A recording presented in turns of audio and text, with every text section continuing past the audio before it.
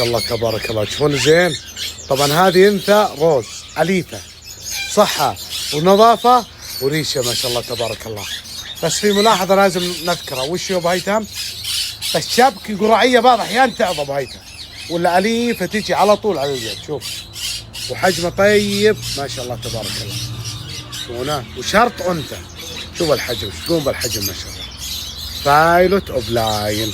شوفون اليفه بس ترى بعض احيان بالشبك قرعيه تعض. شوفوا على طول تطلع على اليد ما شاء الله.